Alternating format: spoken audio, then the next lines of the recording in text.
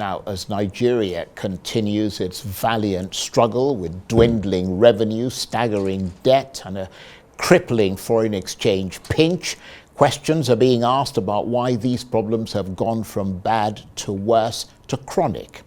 And the answers from some experts seems to be that, quite simply, Nigeria is not producing enough crude oil, a major earner that accounts for about 10% of total GDP, 65 to 70% of government revenue, and some 88% of Nigeria's foreign exchange earnings.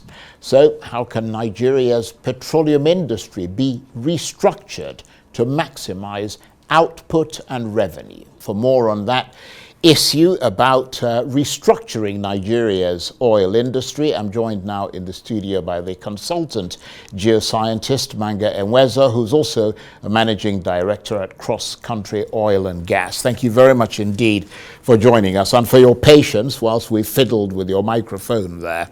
You are convinced that the problems facing Nigeria today, including debt, a revenue crunch, a forex pinch, are all due to the fact that Nigeria is not producing enough crude oil and gas. Tell us more. Yeah, you are exactly correct.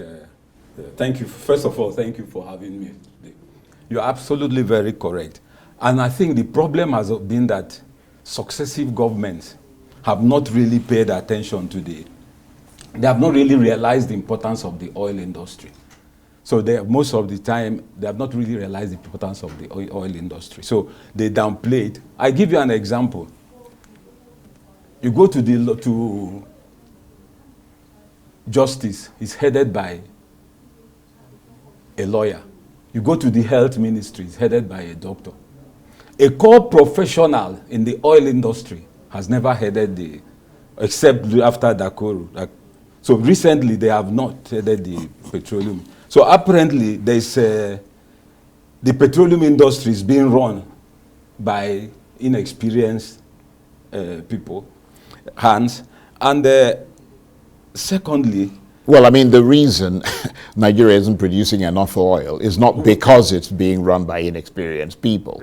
Because you see, the oil industry, you've got leakages yes, in the Niger Delta and underproduction and all the rest of it. And then too, we've neglected insecurity. That's got nothing to do with them. Yeah, then what has happened Who is running the place? It is because, you see, the investments you do matter. For example, like you see the JV, for example, what the oil we are producing now comes mainly from the production sharing contract, deep water. So, and the fiscal terms for the deep water is different. In the JV, government has 55%. But in the PSC, you barely get 30% because of the contract, the production sharing contract. Right. You get? So the money is doing, and then we have not invested in the oil, in the upstream sector. Those JV assets, we have spent more money in the downstream sector. And then, because the president has taken over the ministerial portfolio, you see that a group of oligarchs have taken over the industry. So what has happened now is that most of the investments are done to favor them in the downstream, neglecting the upstream sector. That is why we are having all this problem. So if most of that money that has gone to the downstream was invested in the upstream sector, maybe in the JV, even like those who had marginal fields, that money, if we had even called them, government farming into some of them, do a carrier agreement, so that we can do some short-term... right. Yeah. So basically, in your assessment, the government has to reposition the oil industry in order to turn things around. But the industry has lots of problems, so it won't happen overnight. Given that, how can it be restructured? First, how the industry can be restructured, one, is that we have to strengthen the regulatory agency. Then the operation arms now we get money, look at how we can invest them, like most of our major. Isn't that partly what the PIB tried to achieve, the Petroleum Industry Bill? Yeah, but you see, let me tell you what has happened. We toyed with the oil industry. The petroleum industry bill, by my own assessment, came a bit late because it is difficult now to get capital. Yeah, but you're talking about restructuring. Yeah. I mean, part of that is putting a new law in place in order to facilitate that restructuring. Yeah, so you're talking about restructuring, and you're saying the PIB came a bit late. Yeah, some people would say that what you're suggesting is coming a bit late. The law can be there. Right. But the people that are running the system matter. If you get novices, people who don't understand the industry, it will never work. Right. So you see, that is why I can, show you some investments that have been done. Why I said some oligarchs have taken over the industry. And then what has happened is that money meant for investment, like in the upstream, has been used to where's the second slide? No. There's one I put investment. Yeah, just keep talking. So apparently, what has happened is that this money has been used for this.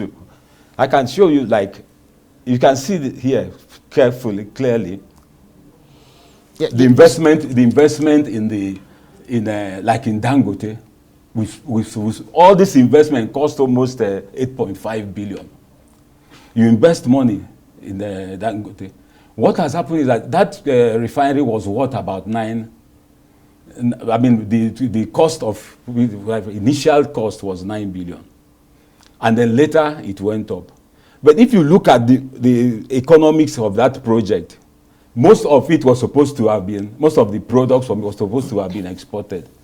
So apparently, because of the net zero emission, most financial institutions won't invest in fossil fuel.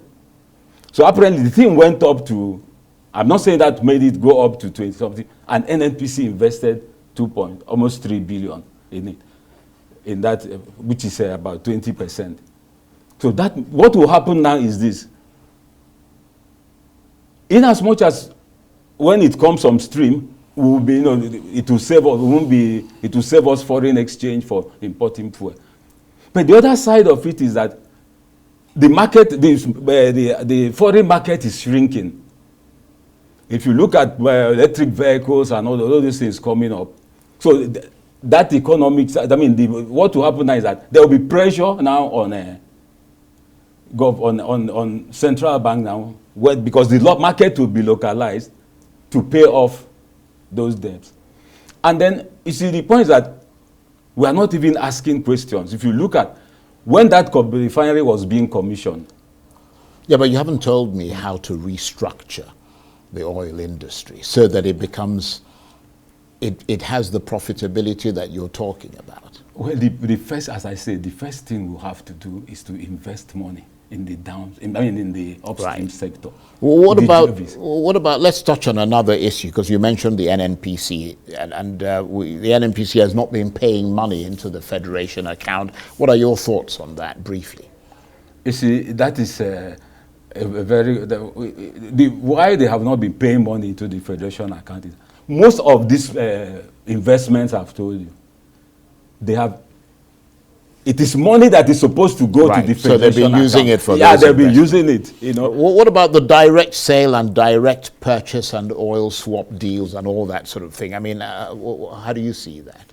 Well, that is a complex issue, because once you can't really, you don't have, you see, it's between you and me. There's no real, it's between the NNPC and there's no second party to check it. And again, once you do that DSDP, the other products, what happens to them?